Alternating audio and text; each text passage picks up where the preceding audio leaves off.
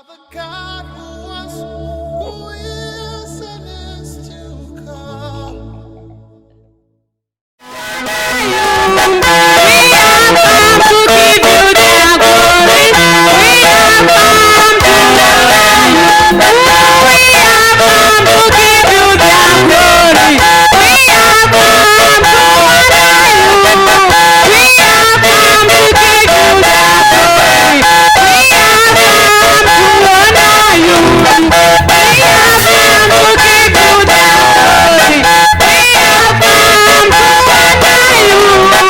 glory. We have come to praising, every chain broke in Jesus' mighty name. Bwana asifiwe. Amen. Let us have a blessed seat briefly before the presence of the Lord.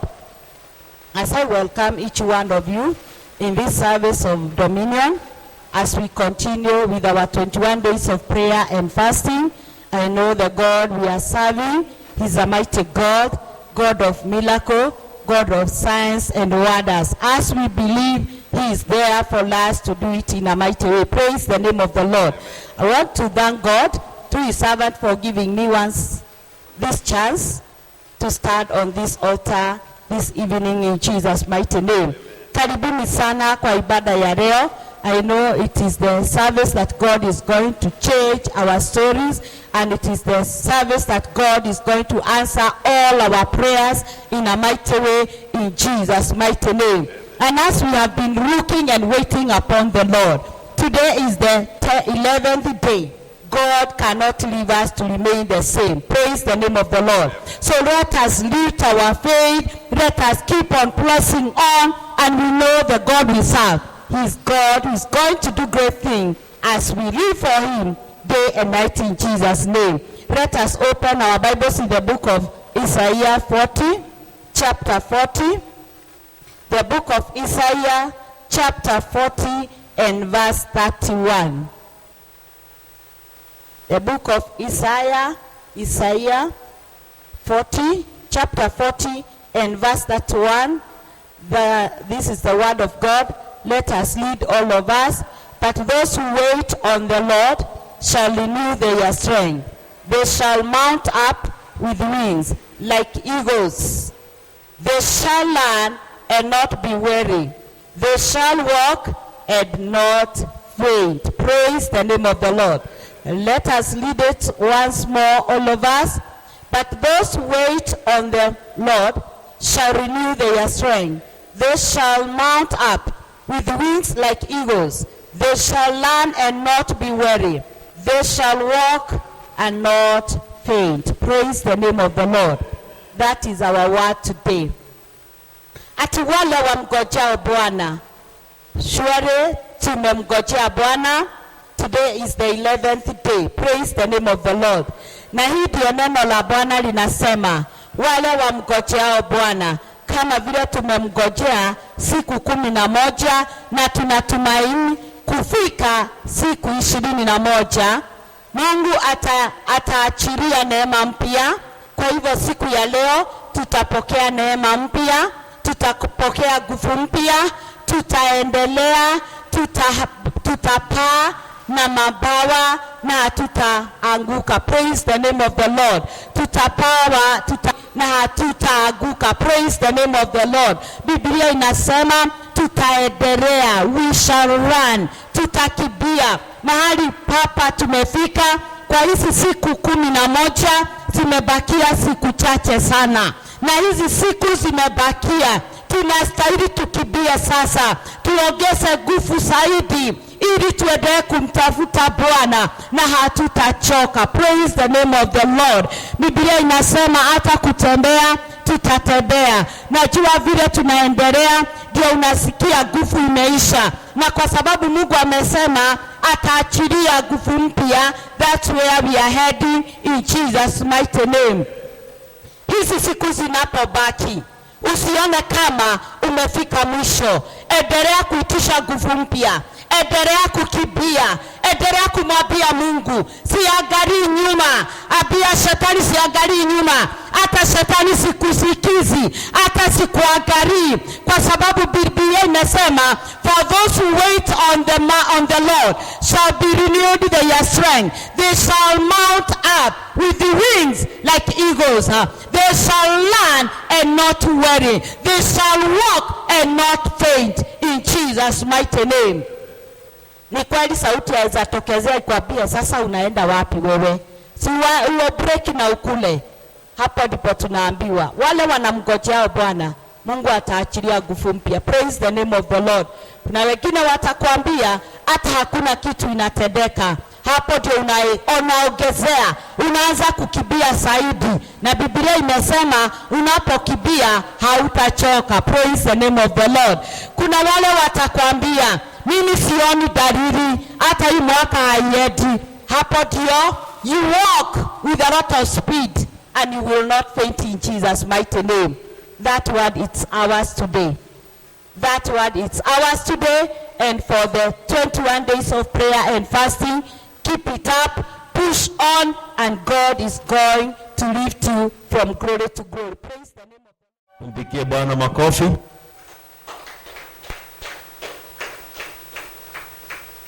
Hallelujah. Habari ya jioni. Mmeshindaje? Karibuni sana katika nyumba ya Bwana. Mungu amewaandalia mesa ambayo Mungu mwenyewe anaenda kunena nanyi. Kwa hivyo tayarisha moyo wako, pokea kutoka kwa Bwana in Jesus mighty name. We can take down our seats in the presence of the Lord, and I know God is going to do great things in your life in Jesus mighty name. God is going to do great things in your life in Jesus mighty name. Tunapoendelea katika safari hii ya kufunga na kuomba, najua neema ya Mwenyezi Mungu imetosha, na tunaendelea kupata nguvu zaidi in Jesus mighty name.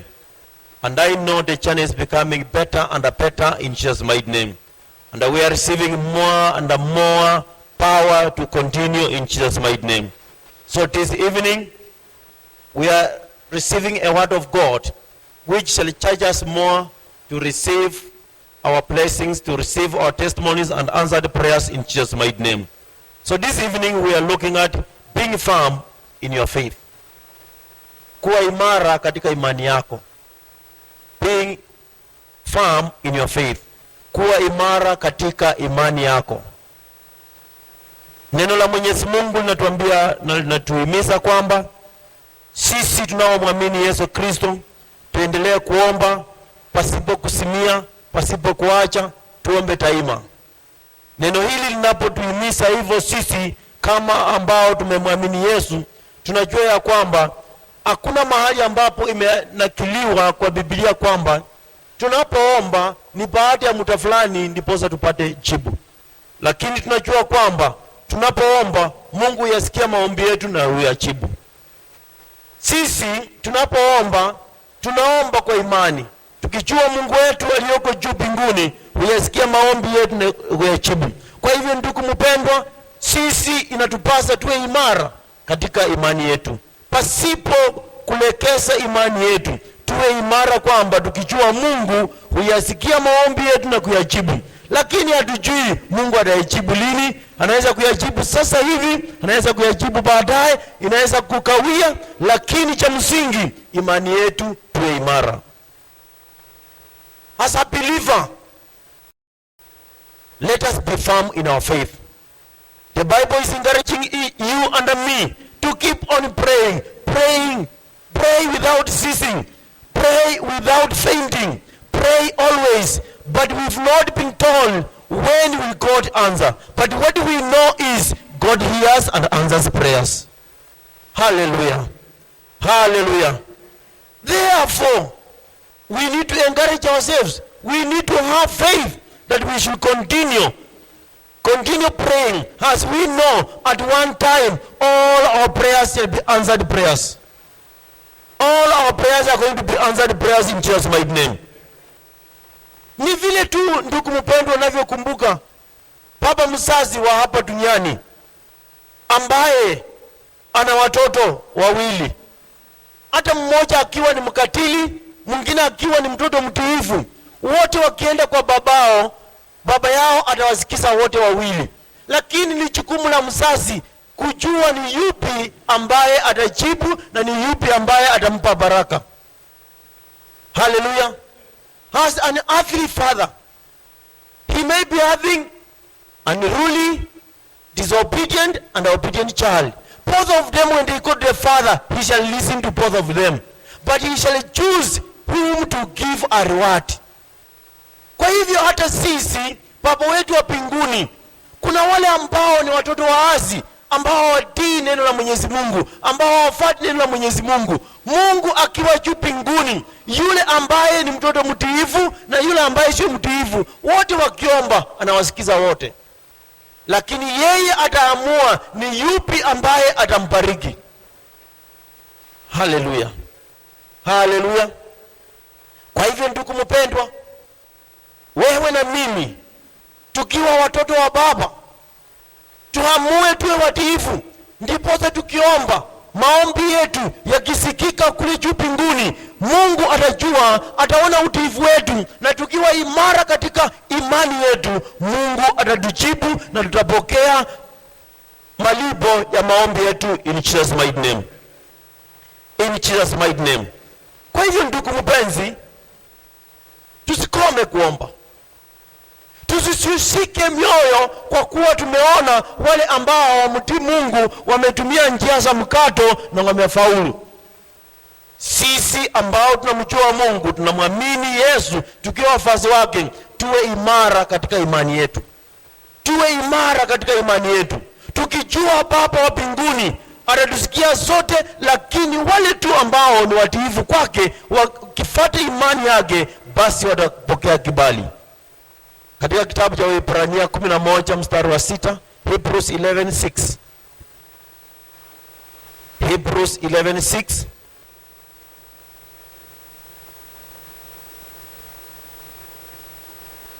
Leo tunajifunza tuwe imara katika imani yetu.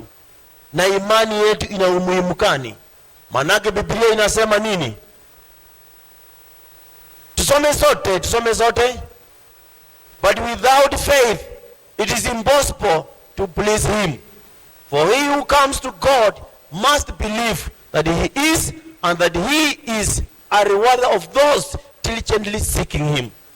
Ndipo jioni ya leo mpendo, tunajifunza neno la Mwenyezi Mungu linatuhimiza tuwe imara katika imani yetu. Maanake pasipo imani hakuna siku tunampendeza Mungu wa mbinguni. Tunaweza kuwa tumeomba sana, tumeomba kuanzia tarehe 8 hadi wa sasa, na tunaendelea hadi tarehe 31, lakini Biblia inasema pasipo imani hatutampendeza Baba yetu wa mbinguni. Ni hadi tu wakati ambapo tutampendeza Baba yetu wa mbinguni ndipo maombi yetu yatajibiwa. Tukimpendeza Mungu, maombi yetu yatasikika na maombi yetu yatajibiwa. Dada, ndugu, kuwa imara katika imani yako. Imani hii haipatikani popote. Imani hii yacha kwa kusikiza na kusikia tena neno la Mwenyezi Mungu. Kwa hivyo ndugu mpenza, mimi nakuhimiza kila siku, endelea kulisikiza neno la Mwenyezi Mungu. Endelea kusoma neno la Mwenyezi Mungu. Endelea wewe kutafuta mambo ambayo yanahusikana na Mwenyezi Mungu, ukiyasikiza, ukiyasoma na kwa umakini ukifuatilia neno la Mwenyezi Mungu. Basi wewe utapata kuona kwamba imani yako inakuwa in Jesus mighty name. Keep on reading, keep on hearing, keep on listening to the word of God. No matter in each way, your faith shall grow in Jesus mighty name. Keep on listening, keep on hearing, keep on reading the word of God. It is the only way your faith shall grow. And when your faith grows, you shall please God. Ndugu mpendwa, tuwe imara kwa imani. Lakini imani ambayo hatuna, hatuwezi kuwa imara. Basi tunapoendelea kulisikia neno la Mwenyezi Mungu, tunapoendelea kusoma, tunapoendelea kutafakari juu ya neno la Mwenyezi Mungu, imani yetu inakuwa na tunampendeza Mungu. Haleluya. Cha msingi ni tufanye mambo yafuatayo ndiposa imani yetu iweze kukua. Most importantly, we need to follow the following steps. When we follow the following steps, our faith shall grow. And when our faith grows, we shall please our God. When we please our God, He shall hear and answer our prayers. Romans chapter 10. Romans chapter 10, verse 14. Romans chapter 10, verse 14.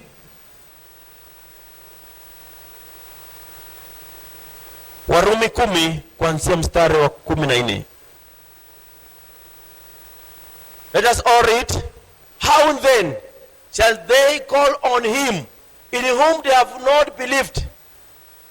Ati itakuaje waombe wakimuita Mungu kama hawajamwamini?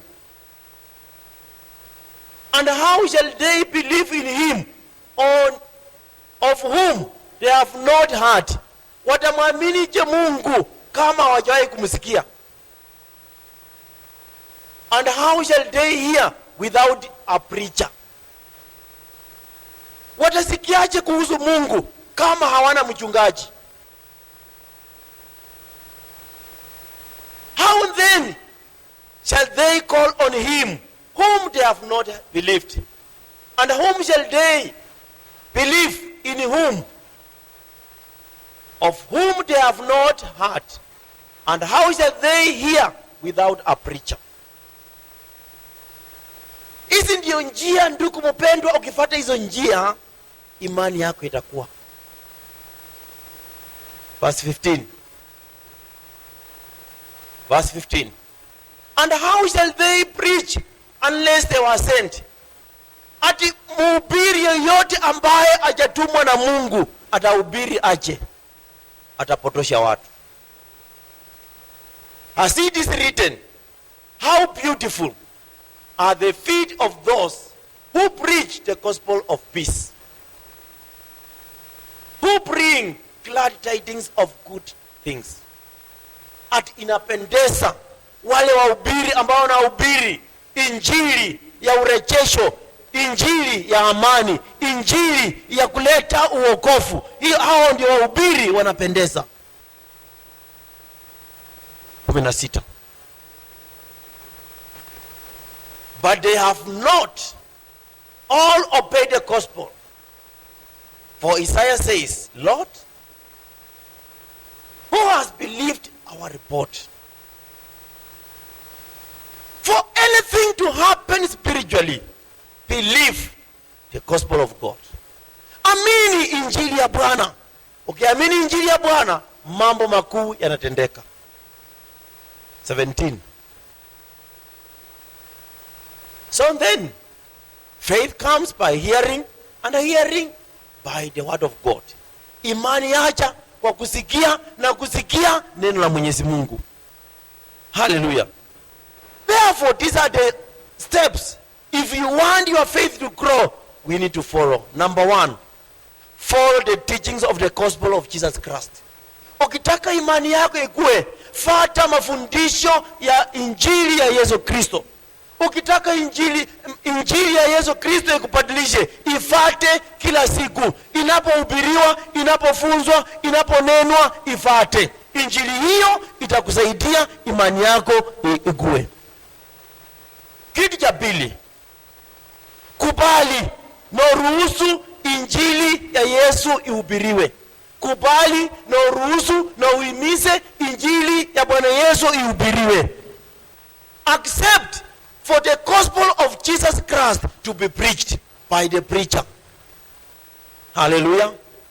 Always remember that the preacher of the gospel of God or Jesus is the one who is growing your faith.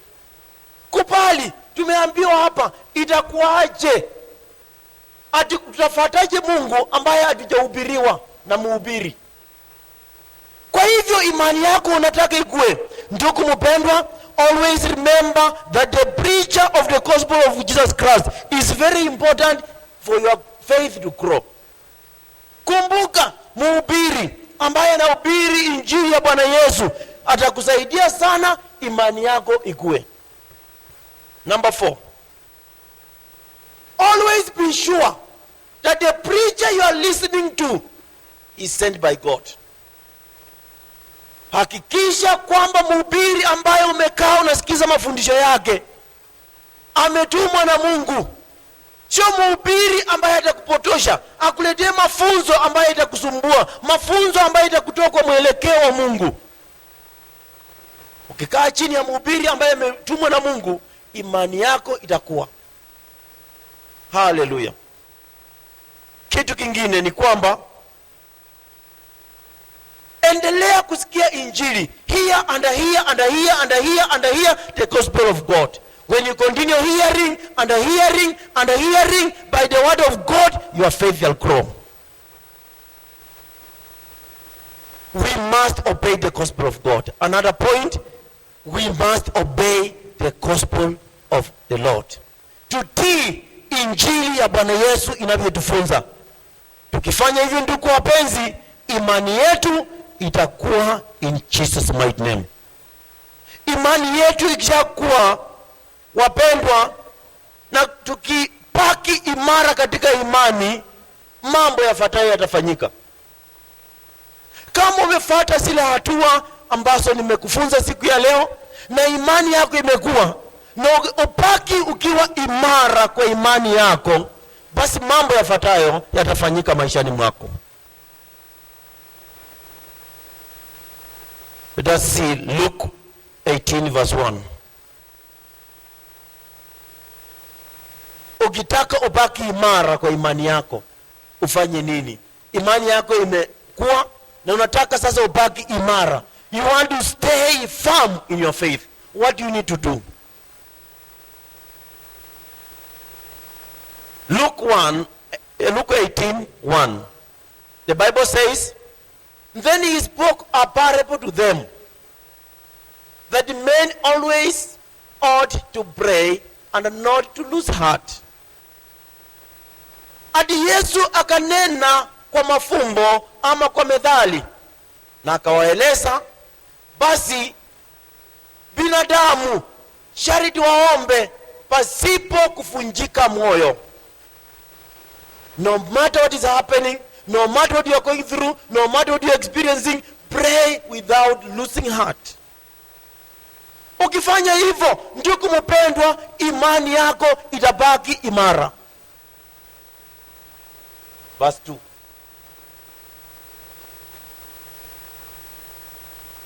Saying, there was in a certain city a church who did not fear God nor regard man. Atipalikuwa na hakimu mmoja katika mji fulani ambaye hakuwa na mtii Mungu na hana heshima hata kwa binadamu. Mstari wa 3. Now there was a widow in that city. She came to him saying, get justice for me from my adversary. Atikukawa na mchane ambaye alikuwa anakuja kwake kila wakati akitafuta haki kutoka kwa wale ambao walikuwa ni wateni wake. Huyu mchane kila wakati anakuja kwa huyu hakimu akitafuta haki. Lakini hapo mwanzo Biblia imetuambia huyu hakimu hakuwa anamheshimu Mungu na hata hakuwa na heshima kwa binadamu. Mstari wa 4. And he will not for a while, but afterwards he said within himself, though I do not fear God nor regard man. Ati sasa huyu hakimu baada ya huyu mchane kumkujia kwa mara nyingi akajisungumusia mwenyewe. Akasema hata kama mimi simuogopi Mungu na simheshimu wanadamu. Verse 5. Yet because this widow troubles me, I will always avenge her, lest by her continual coming she will wear me. Ati hakimu akaamua mpaka atampatia huyu mjane haki, kwa vile asipompatia haki, kwa vile huyu mjane hatakoma kuja kila wakati, basi atamchosha. Ni funzo kwako na wewe. Kama utaendelea kuomba na ombe, sharti Mungu akujibu. Sharti Mungu akujibu. Kama utalekeza msimamo, sharti Mungu akujibu. Verse 6. Then the Lord said, hear what the unjust judge said. Verse 7. And shall God not revenge his own elect, who cry out day and night to him, though he bears long with them? Hata kama ndugu mpendwa inaweza kuchukua awali kidogo ndipo Mungu akujibu, lakini kama kweli imani yetu tumeiweka kwa Mungu, hata ichukue mutakani, sharti Mungu akujibu. Na sharti Mungu akupe kila ambacho umeomba. Verse 8. I tell you that he will avenge them speedily. Nevertheless, when the Son of a Man comes, he will really find faith on the earth.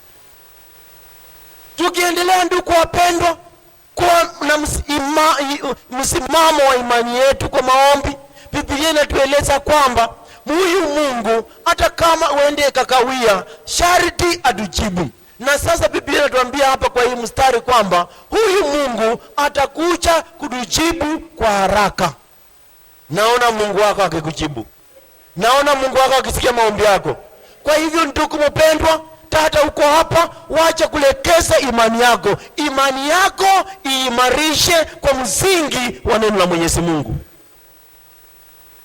Kwa hivyo ndugu wapenzi, ukitaka imani yako isitingike, fanya mambo ifuatayo.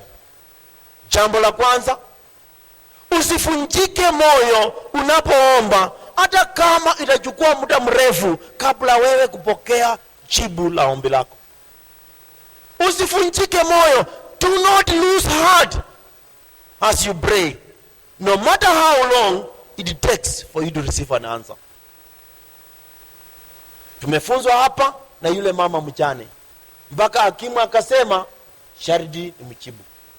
Na mimi nataka kukuhimiza, tunapoendelea kuomba, usifunjike moyo, usishushike moyo, imani yako iweke kwa Mungu. Hata kama itakawia ndugu mpendwa, dada mpendwa, imani yako endelea kuiweka kwa Mungu, usifunjike moyo. Do not lose heart. Keep on praying until something happens. Number 2. As we keep on praying, do not allow any kind of doubt to enter your mind. Usiwachilie taswishi yoyote iingie kwa mawazo yako. Do not allow any form of doubt to enter in your mind that will God answer or he will not answer. Atajibu ama hatanijibu. Wewe endelea. Huyu mama mjane alivyoendelea kwenda kwa hakimu, hakujali kama atajibu ama hatajibu, aliendelea na mwishowe akapata jibu. Nataka kukuhimiza dada, nataka kukuhimiza ndugu, usiruhusu tashwishi yoyote ingie kwa mawazo yako. Don't allow any doubt kwamba Mungu atajibu ama hatajibu. Wewe lako imara kwa imani yako, endelea kuomba. Hallelujah. Number 3. No matter the circumstance you are going through, no matter your circumstance, never fear but always trust in God. Huyu mama mjane walikuwa wamemfinyilia. Huyu mama mjane alikuwa anapitia mambo magumu, hakuwa na chakula, lakini hata walikuwa wamechukua watoto wake wawe watumwa. Lakini huyu mama mjane alihakikisha anatafuta haki yake. Hata wewe, haijalishi ni nini unapitia sasa hivi, wewe tafuta haki yako kwa Mungu. Wewe tafuta haki yako kwa maombi. Wewe tafuta haki yako Mungu ukiwa umesimama kwa msingi wa imani. Usiogope jambo lolote. Huyu mama mjane hakuogopa hakimu dhalimu. Huyo hakimu alikuwa hana heshima kwa watu. Wende kawa hata unakuja kanisani unapakwa matope. Wende kawa hata unaomba wanasema unajifanya. Wende kawa unafanya nini wanakutunisha. Lakini wewe shikilia msimamo, wewe shikilia imani yako kwamba Mungu huyu ambaye unaomba atakusikia, atakujibu. Hallelujah. Number 4. Always believe. Always believe with God all things are possible. Allow no unbelief. Amini. Hata kama mwanadamu ni kizuizi katikati yako, amini. Huyu Mungu unayemwomba, huyu Mungu ni Mungu anayejibu maombi. Kwa hivyo usiruhusu kitu yoyote itingize imani yako. Usiruhusu kitu yoyote itingize imani yako. Hata kama utaambiwa mwingine aliomba miaka 1000, mwingine aliomba siku ngapi, mwingine aliomba hakupata jibu. Usiruhusu mawazo kama hayo kukuingia. Wewe amini, with God all things are possible. Hallelujah. Hallelujah. Number 5. No matter whatever you are going through, never be discouraged. Usiruhusu moyo wako usiushike, ufunjike kwa mambo ambayo unapitia. Wewe lengo lako ni Mungu akujibu. Usiruhusu moyo wako uingiwe na mambo ya kukushusha imani yako. Usifunjike moyo, ndugu mpendwa. Never be discouraged. Never be discouraged of what is your environment or whatever is happening. Don't allow your mind to be discouraged. Be focused. Be focused. Simama kwa msingi wa imani. Usisushike moyo, usifunjike moyo. Be focused and keep on praying. God shall answer you. God shall answer you. I see God answering you. In Jesus' mighty name. Number 6. Never accept any excuse from the devil to allow you believe that God will not answer you. Never accept any excuse from the devil to believe that God will not answer you. Never accept anything from the devil, an excuse of unbelief that God will not answer you. Be focused that God will answer me. Be focused that God will answer you. Hallelujah. Hallelujah. At times, at all times, stand and rebuke any opposition or any resistance for your answered prayers. Mawazo ikikujia kwamba unakumbuka ulifanya dhambi mwaka fulani, unakumbuka mambo haya yakianza kukujia, simama na useme, in the name of Jesus I rebuke you Satan, my God is going to answer me. Hallelujah. Shetani anakuletea sababu ndio anze kuamini hata hii maombi Mungu atajibu. Nilifanya hii na hii na hii. Hizo sababu achana nazo. Mungu anakusikia na atakujibu. Don't allow Satan to give you an excuse why your prayers shall not be answered. Hallelujah. Hallelujah. Because our God is so wonderful, in Jesus' mighty name. I started by saying the word of God is encouraging us always to pray without ceasing, to pray without fainting. But at no one time, the Bible is telling us that as immediately we pray, we wait for this time, God will answer. But we are so certain, we are so sure, the Bible says, God hears and answers. Therefore, when we continue praying, we have got a surety that God will hear and answer our prayers. And also I said, as an earthly father, he may have obedient and a disobedient child. When both of these child goes to their father, he shall listen to both of them, but he shall choose who to give a reward. Therefore, as we pray to God, he knows this one is obedient, this one is not obedient. But I asked you a question. A father will not reward disobedient child. An earthly father, mzazi wa hapa duniani, kama mtoto ni mtundu, kama mtoto ni muasi, mzazi wa hapa duniani hata mbariki kushinda yule mwingine ambaye ni mwaminifu. Kwa hivyo hata Mungu wetu wa mbinguni ni hivyo hivyo. Yeye atasikia maombi ya wale ambao ni waaminifu, na awajibu na awabariki. Haleluya, haleluya.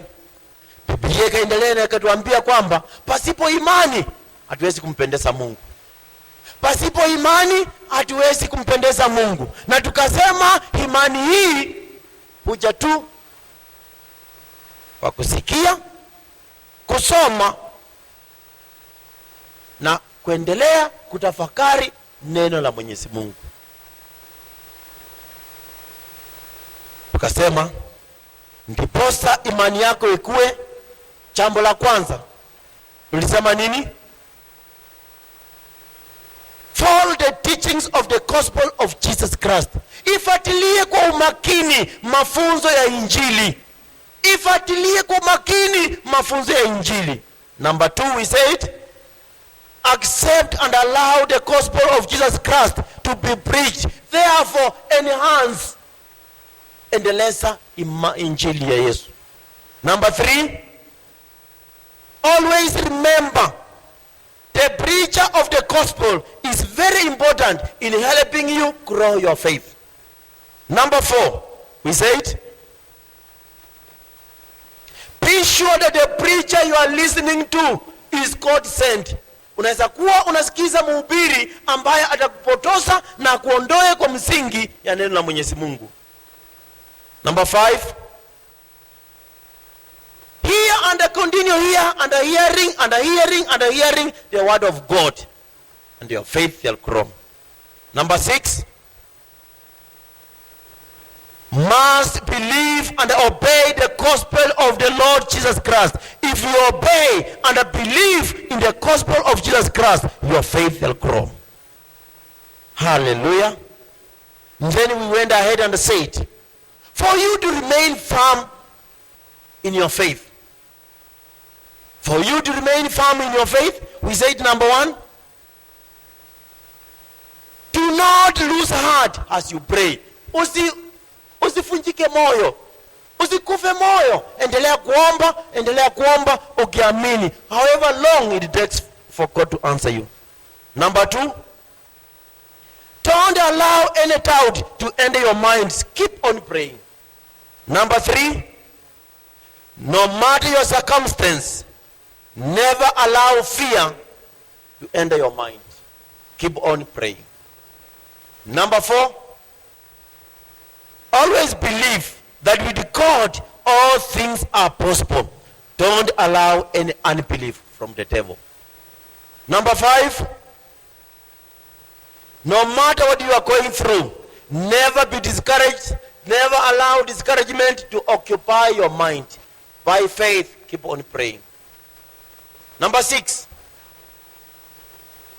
never accept any excuse from the devil that God will not answer your prayers. Always by faith, keep on believing God will answer your prayers. Therefore, brethren, it is the divine will of God that any prayer you pray, He shall hear and He shall answer. Therefore, always resist and rebuke any satanic opposition or resistance to your answered prayers. And as you do so, God shall surely answer your prayers. Hallelujah. Let's be on our feet. Let's be on our feet. Let's celebrate God. Let's celebrate God better. In Jesus' name.